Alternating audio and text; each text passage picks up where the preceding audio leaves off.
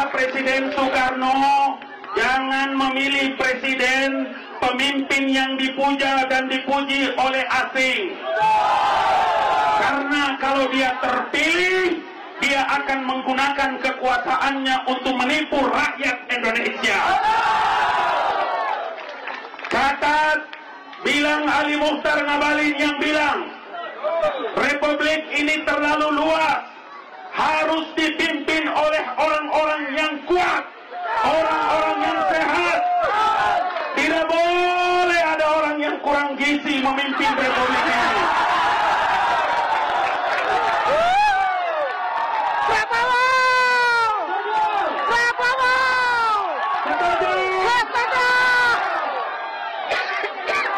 Kalau Bang Ali bilang Prabowo, maka Anda semua menjawab, tidak ada yang lain.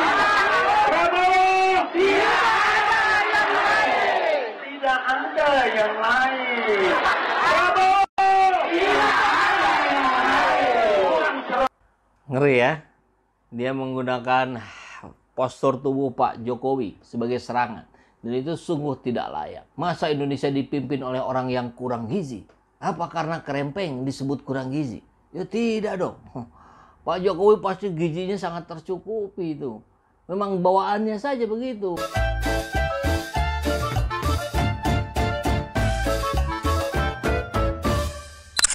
Profil seorang Mokhtar Ali Ngabalin yang selalu tidak bisa menerima request dari rakyat.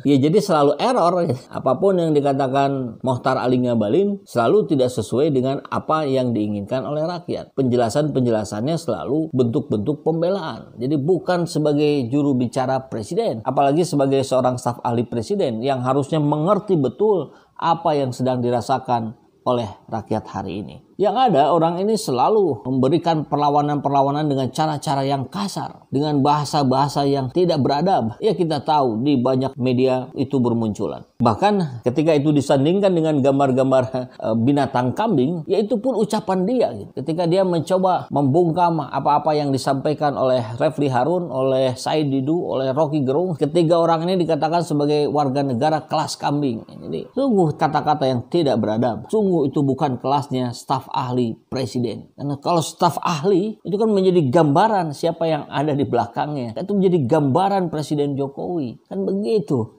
Ya, dan selain itu bertebaran juga meme bahwa Mokhtar Ali Ngabalin ini adalah the king of penjilat. Jadi di kabar Warta Ekonomi Online Jakarta, tenaga ahli utama kantor staf Presiden Ali Mokhtar Ngabalin menceritakan dirinya dibuat meme sebagai penjilat. Kendati begitu, Ngabalin mengatakan tidak masalah dengan cap demikian. Saya pun tidak keberatan ya. Ada sekarang juga mereka membuat meme, kemudian membuat lidah saya yang panjang. Katanya king of raja penjilat.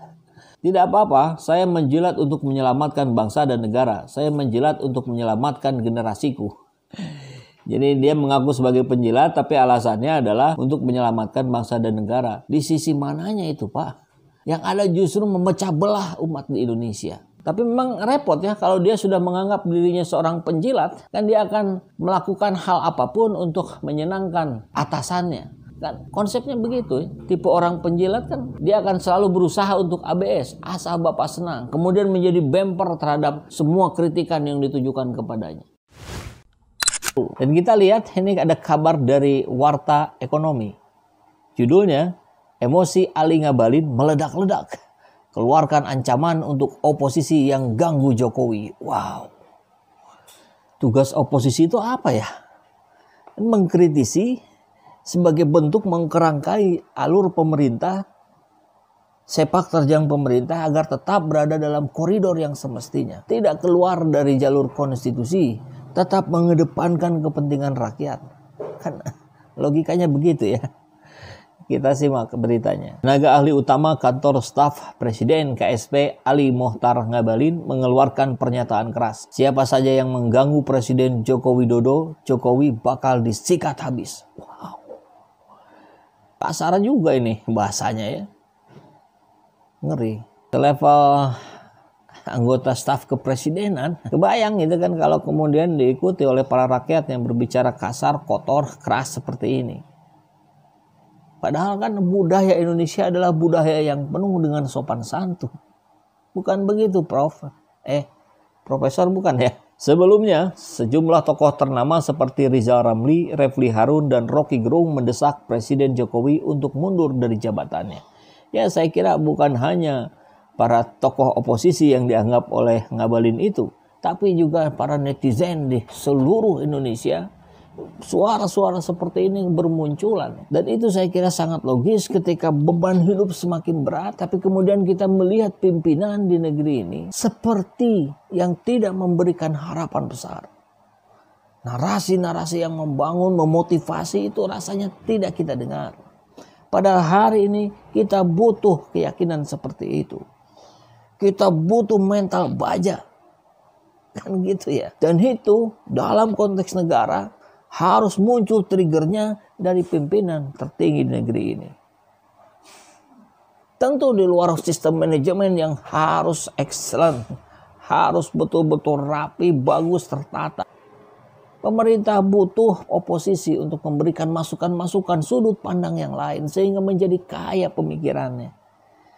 Kan begitu. Kalau begini caranya, apa yang dilakukan oleh Ali Muchtar Ngabalin justru melakukan pembelaan secara membabi buta. Tidak membuka ruang-ruang koreksi. Seperti malaikat saja, Anda kan manusia. Kalau manusia ya jelas tempatnya salah, maka dibuka ruang koreksi sebesar-besarnya dari manapun itu. Dan biasanya koreksi terbaik itu muncul dari luar, bukan dari internal pemerintahan. Apalagi kalau sudah pakai kacamata kuda, dia nggak bisa lihat kiri kanan. Nah, ini kan Pak Ali Muchtar Ngabalin ini seorang pejabat, pemimpin. Ya minimal untuk anak buah bapak lah gitu ya. Tapi kok gayanya seperti preman. Ngeri kali kalau sudah begini tata cara bahasa seorang Ali Muchtar Ngabalin. Jadi Anda juga jangan suka ngancam-ngancam lah. Apalagi terhadap rakyat yang kehidupannya hari ini sudah semakin susah, semakin sulit. Anda itu harusnya memberikan motivasi.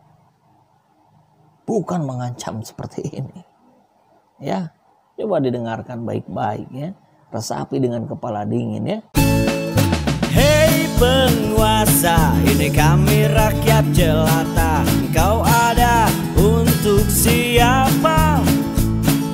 Hei penguasa, ini kami rakyat jelata. Mau sampaikan semua keluh kesah. Bekerjalah dengan hati, pakai empati. Jangan banyak intrik, apalagi bikin taktik. Bijaklah dalam membuat peraturan. Jangan sampai bikin aturan yang berat. Sebelah adillah pada kami. Kami tak bodoh, meski memang kami tak pandai. Tapi kami berjanji akan tetap mengkritik sesuai isi.